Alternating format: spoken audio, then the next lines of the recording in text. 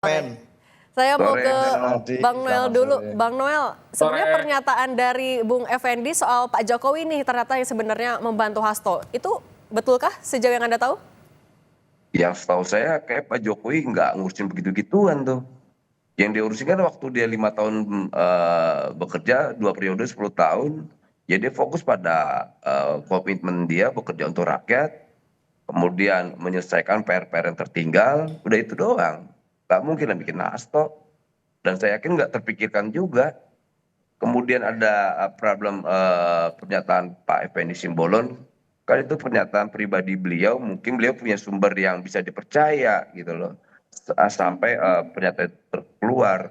Tapi yang kita ketahui kayaknya Pak Jokowi nggak terlalu mau musing-musing kayak begituan deh, karena kan waktu itu banyak sekali persoalan, bukan persoalan hasto aja Tapi yang kan harus Bung ditanya. Effendi juga habis ketemu Pak Jokowi dalam waktu dekat. Artinya bukan itu? Ya saya rasa nggak ada ngebahas soal itu. Oke. Kalau Mas Adi Prayitno, Anda melihatnya sebenarnya apa yang mau disampaikan oleh Bung Effendi kepada publik lewat pernyataannya ini? Ya sebenarnya Effendi itu ingin menegaskan bahwa selama ini Jokowi sebagai Presiden Republik Indonesia adalah orang yang berbuat baik kepada Hasto sebagai Sekjen PDIP. Tentu dalam konteks saat itu hubungan antara Jokowi dengan Pak Hasto sebagai Sekjen PDIP tentu sedang baik-baik saja.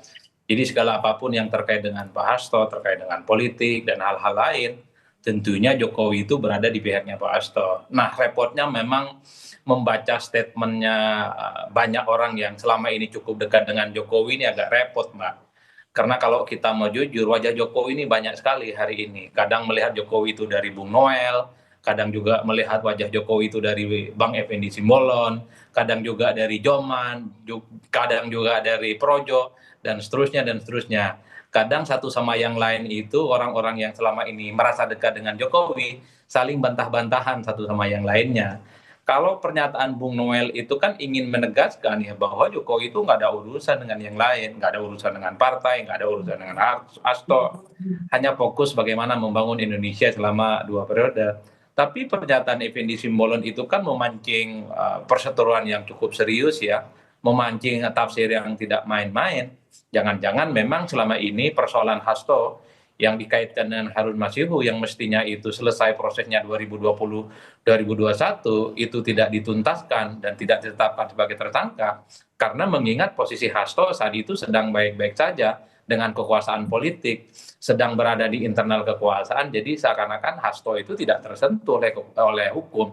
Ini yang kemudian membuat kenapa belakangan ini jangan-jangan memang Pak Hasto itu ya punya jaring pengaman yang memang tidak bisa membuat dirinya itu disangkut pautkan dengan hukum. Tapi ketika tak lagi menjadi bagian dari kekuasaan politik, kemudian terjadi konflik dengan Jokowi, maka persoalan hukum dengan Pak Hasto itu sangat mudah untuk diinvestigasi dan sudah ditetapkan sebagai tersangka. Saya kira di situ, Mbak. Oke.